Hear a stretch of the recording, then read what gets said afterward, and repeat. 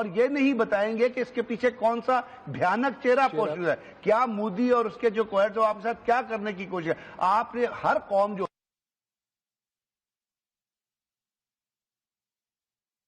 جیسے اس نے کہا مرسینریز ہیں، they are fighting for that money which is being paid to them by somebody. اب اس میں جو لوگ یہاں پہ آتے ہیں، اب جب یہ ہو گیا تو لیکن ایک اور چیز بھی ہے، جو سوچ ہے، جو ایک نیریٹو ہے ان کے پاس. میں آپ سے یہ کہہ رہا ہوں نا کہ وہ نیریٹو جو ہے وہ پاکستانیت سے لنک کرنا ہے.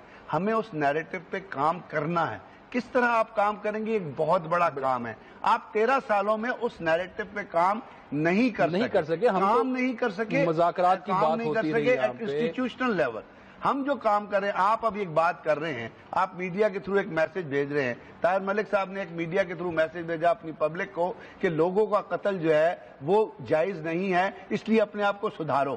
لیکن بات یہ ہے کہ وہی میسج آپ کی ٹیکسٹ بک کے ذریعے، آپ کی ٹیچنگ کے ذریعے جانا چاہیے، آپ کے کلچر کے جانا چاہیے، آپ کی سوشیالوجی کے ذریعے کلچر پہ تو آپ 24 گھنٹے انڈین فلمیں دکھاتے رہتے ہیں. اب وہاں پہ وہ تو اب جب آپ اس قسم کی چمک لوگوں کو دکھائیں گے اور یہ نہیں بتائیں گے کہ اس کے پیچھے کون سا بھیانک چہرہ موجود ہے، کیا مودی اور اس کے جو کویت وہ آپ کے ساتھ کیا کرنے کی کوشش ہے. آپ نے ہر قوم جو ہوتی ہے اس کی اسٹریٹجی اس وقت نیاز صاحب ٹھیک ہوتی ہے جس وقت وہ تھریٹ کو پہچانتی ہے. یہ میں آپ سے ٹوٹلی تھریٹ کے خلاف وہ اپنی اسٹریٹجی میں سر آپ سے ٹوٹلی ایگری کرتا ہوں. تھریٹ بھی موجود ہے اور وہ چہرے بھی ہمیں پتہ ہے. مودی کا آپ نے ذکر کیا، افغانستان کے اندر جو فورسز ہیں وہ.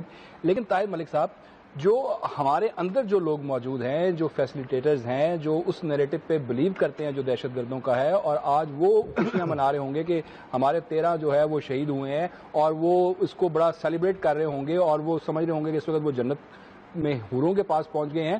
ہم نے ابھی تک کاؤنٹر نیریٹو تیار نہیں کیا ملک صاحب، اور ہم ایک دوسرے کے اوپر ذمہ داری ڈال رہے ہیں. فوج بڑا شاندار رول پلے کر رہی ہے اور نیا حوصلہ مل رہا ہے فوج کی وجہ سے، لیکن جو سویلینز ہیں جن کا کام ہے کاؤنٹر نیریٹو، وہ ابھی تک سامنے نہیں آیا. نہ ٹیکسٹ بکس میں آیا ہے، نہ میڈیا کے اندر اس کے اوپر بات ہو رہی ہے.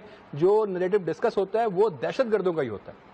دیکھیے مصطفیٰ، اگر اتنا آپ نے کھلا سوال کیا تو پھر میں جو غلط ملت جو سمجھتا ہوں، میں تو کھلی بات یہ کروں گا کہ میرا تو لگتا ہے یہاں نیریٹو ہے ہی کوئی نہیں، یہاں اسٹیٹ کراٹتی کوئی نہیں، یہاں حکومتی کوئی نہیں.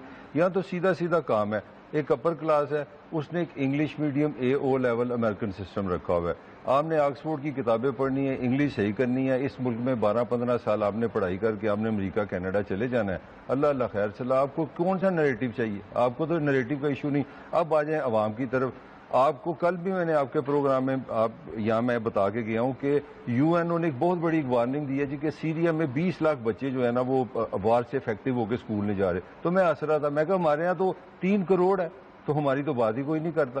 تو جو ریاست اس طرح اپنے 3 کروڑ بچوں کو اسکولوں سے باہر چھوڑ دے گی، جو ریاست کو پتہ ہو کہ اس کے 7 کروڑ لوگ جو ہیں ان کے پاس رہنے کو گھر نہیں ہے، جس ریاست کو پتہ ہو کہ اس ملک کے 8 کروڑ لوگوں کے پاس پینے کا صاف پانی نہیں ہے، 5 کروڑ لوگوں کے لیے سینیٹیشن نہیں، تو اس میں سہولت کار نہیں پیدا ہوگی. نرسری ہے ان کے لیے. نرسری دیکھیں نا آپ اخلاقیات کی بات کر رہے ہیں، آپ پھر انسان کو ڈینائی کر رہے ہیں. انسان تو ضروریات کا مجموعہ ہے. اخلاق کس چیز کا؟ اس کو کس طرح کے آپ درس دے رہے ہیں؟ پیٹ سے بڑا دنیا میں کیا درس ہے؟ جس کے گھر میں نہ دیا جلا ہے، نہ اس کا بچہ اسکول جا رہا ہے، نہ اس کو کوئی بیٹی کینیڈا جاتی ہے، نہ اس نے رج کے کھانا کھایا ہے، نہ وہ مطلب شراب پیتا ہے، نہ اس کی بیوی ہے، نہ اس نے موٹر سائیکل چلائی ہے، تو وہ زندگی میں اپنا بیچے گا. تو میں نے آغاز ہی اس گفتگو کا یہاں سے کیا تھا کہ الحمدللہ آپ کے پاس اچھی فوج ہے، ادارہ اچھا ہے، آپ بیلنس کریں. آپ نے پورے معاشرے کو ان بیلنس کیا. مصطفیٰ میرے حساب سے مسئلہ ہمارا نا فکر کا ہے، دماغ کا ہے. مجھے تو اتنا پتا ہے کہ we are a country at war with our self. جب تک ابھی 70 سال میں تو ابھی میں ایئر مارشل صاحب کی بات سن رہا تھا، ابھی تک تو مجھے یہ نہیں پتا چل سکا کہ رائٹ ٹو رول یونیفارم کا ہے کہ پارلیمان کا ہے، یا ہمارے پالیٹیشین کے پاس اتنی عقل اور اتنی سوجھ بوجھ بھی ہے کہ نہیں وہ ملک چلا سکتا ہے. تو جو ملک یہ بنیادی فیصلے نہ کر سکیں، جن کے پاس گورننس نہ ہو، جن کے پاس لیڈرشپ نہ ہو، جن کے پاس ابلاغ نہ ہو، جن کے پاس سینس نہ ہو، وہ کس منہ سے لڑیں گے؟ میں بار بار آپ کو کہہ رہا ہوں، انڈیا $1 ٹریلین اکانومی ہے. ہم نے انڈیا سے لڑنا ہے، ہم غیرت مند ہیں. یہ باتیں تو ساری صحیح ہیں، فوج بھی اچھی ہے، انٹیلیجنس بھی اچھی ہے، ISI بھی اچھی ہے، ساری چیزیں اچھی ہیں، مگر کیا یہ قوم لڑ سکتی ہے؟ میرا نہیں خیال اس کنڈیشن میں آپ لڑ سکتے ہیں. اب کب تک جھوٹ بولیں گے اپنے آپ سے؟ لیکن طاہر ملک صاحب، آج میجر جنرل عاصم باجوہ صاحب نے یہ بھی کہا کہ لنڈی کوتل سے روزانہ 35,000 افغان جو ہے وہ پاکستان کا بارڈر جو ہے وہ کراس کرتے ہیں اور کوئی ان کے حوالے سے ہمیں نہیں پتا کہ وہ کون ہے, کب وہاں جاتے ہیں, کب یہاں پر آتے ہیں. تو یہ جو ہمارے بارڈر ہے اس کو ہم کس طرح سے کنٹرول کر سکتے ہیں؟ ڈیورنڈ لائن بہت طویل ہے, پوری تو پاسبل نہیں ہے, لیکن جو اسٹیبلش پوائنٹس ہیں ان کے لیے بھی ابھی تک کوئی ایفرٹ نظر نہیں آئی. لیکن مصطفیٰ ہمیں دیکھنا ہے نا, یا تو آپ سیدھی بات ہے یہاں کے آپ کے پاس اتنی مائٹ ہو. میں وال سٹی کا رہنے والا ہوں, وہاں پہ ہماری وزڈم یہ ہے کہ اگر آپ کو دشمن کو, اگر آپ کے پاس اتنی طاقت ہے کہ آپ اس کو ختم کر سکتے تو ختم کر دیں, اگر آپ کے پاس اتنی طاقت نہیں ہے تو پھر آپ اس سے ایڈجسٹ کریں. سوال یہ ہے, یہ جو لائن ہے یہ ہزاروں سال پرانی ہے, ادھر بھی پشتو اسپیکنگ ہے, ادھر بھی پشتو اسپیکنگ ہے, اس کا بھی وہی رنگ ہے, اس کا بھی وہی رنگ ہے, وہ بھی وہی کعوہ پیتا ہے, وہی وہ کعوہ پیتا ہے. آپ $1 بلین لگائیں گے روز کے, پھر بھی نہیں آپ روک سکتے. تو آپ کا سلوشن کیا ہے؟ سلوشن تو پیس ہوا, سلوشن تو کمپرومائز ہوا, سلوشن تو ہوا افغانستان سے مل کے کام کرنا ہے. میں جو اپنے دونوں بھائیوں کی گفتگو سے جو میں بات سیکھ رہا ہوں, ایئر مارشل صاحب اور بریگیڈیئر صاحب سے, کہ دونوں نے دو چیزیں بالکل واضح سمجھ آ رہی ہیں. ایک کہ انڈیا اور بھارت کی نیت پاکستان کے لیے اچھی نہیں ہے, دوسری چیز کہ پاکستان کے اندر ویکنیس ہے, تیسری چیز ہمارے پاس اچھی فوج ہے. میں پھر اسی پوائنٹ پہ آؤں گا کہ بھائی آج کی دنیا کی جو ڈپلومیسی ہے, آج کی دنیا کا جو وار ہے, یہ کوئی میڈیول ایجز نہیں ہے کہ آپ 50,000 بندہ لیں, 50,000 گھوڑا لیں اور تیر اچھے چلانے والے لیں اور عورتیں پکڑ کے اگلے کے مردوں کو قتل کر کے قبضہ کر لیں. دس از اے ڈفرینٹ وار. اگر آپ نے کبھی یہ ریلائز کیا کہ انڈیا سے جب آپ کہتے ہیں انڈیا ہم سے لڑے, اس کا کیا مطلب ہے؟ انڈیا از $1 ٹریلین اکانومی, 7% اس کا گروتھ ریٹ ہے, اور یہاں پہ آپ نے لوڈ شیڈنگ رکھی ہوئی ہے, یہاں آپ نے بے روزگاری رکھی ہوئی ہے, یہاں پہ آپ کے قصور میں 150 آپ کے بچوں سے بدفعلی ہو رہی ہے. تو اس طرح کے اندر کے سماج کی جو ویکنیسز ہے, اس کے ہوتے کیا ہم لڑ سکتے ہیں؟ میرا سوال یہ ہے, اگر آپ نے لڑنا ہے, اور یہ پکی بات ہے, یہ میری کامن سینس بتا رہی ہے کہ پاکستان از ایٹ وار. اگر آپ نے ایٹ وار ہے نا, تو سب سے بڑا ایشو ہے پیسہ. پیسہ کہاں سے آئے گا؟ وار کوئی آسان چیز ہے؟ آپ نے سارا پریشر یونیفارم پہ ڈال دیا, باقی تماشا دیکھیں, یہ ملک اس طرح نہیں چلتا. پاکستان نے 3 جہاز سری لنکا سے لیز پر حاصل کیے, جن میں سے ایک جہاز پاکستانی فضائی بیڑے میں شامل ہو چکا ہے, جبکہ 2 جہاز فروری 2017 میں پاکستان پہنچیں گے. یہ جہاز نہ تو ہم نے خریدے اور نہ ہی ہم نے پاکستان میں تیار کیے, بلکہ یہ سری لنکا سے لیز پر لیے گئے, لیکن حکومت پاکستان نے اسے عوام کے سامنے اپنا تاریخ ساز کارنامہ بنا کر پیش کیا. اخباروں اور ٹی وی پر لاکھوں یا کروڑوں کے اشتہارات چلائے گئے. ملک کے وزیراعظم نے خود جا کر جہاز کی انسپیکشن کی, اور مریم صفدر صاحبہ نے اس پر ہیش ٹیگ نواز شریف کا برانڈ نواز شریف کا ہیش ٹیگ چلایا اور 30 سے زائد ٹویٹس یا ری ٹویٹس کی. اب آپ کے سامنے رکھتے ہیں کہ کارنامہ کس کو کہتے ہیں, اور دنیا میں کون کون سے کارنامے جو ہیں وہ دنیا سر انجام دے رہی ہے. ایران کی اگر ہم بات کریں, پابندیاں اٹھنے کے بعد ایران نے بوئنگ سے 100 طیارے خریدنے کا معاہدہ کیا. ایران تجارتی مقاصد کے لیے زیر استعمال اپنے ان طیاروں میں اور اپنے فضائی بیڑے کو بہتر بنانے کے لیے $17 بلین کا معاہدہ کر چکا ہے بوئنگ کمپنی سے 100 طیارے خریدنے کا, اور آئندہ 10 سالوں میں ایران 600 نئے جہاز خرید کے اپنے فضائی بیڑے میں شامل کرنے جا رہا ہے.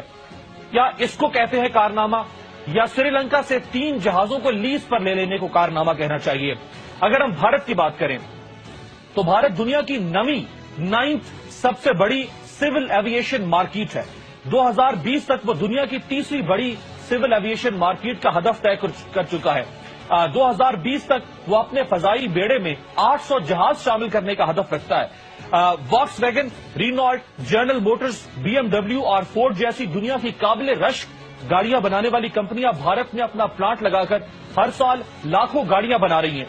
اس وقت بھارت سالانہ 2 کروڑ 30 لاکھ سے زائد گاڑیاں بنا کر آٹو موبائل انڈسٹری میں دنیا کی 7ویں بڑی منڈی بن چکا ہے.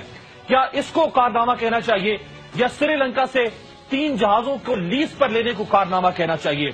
بھارت 1 کروڑ 40 لاکھ ٹن سے زائد سالانہ سٹیل بنانے والا دنیا کا 3را بڑا ملک بن چکا ہوا ہے.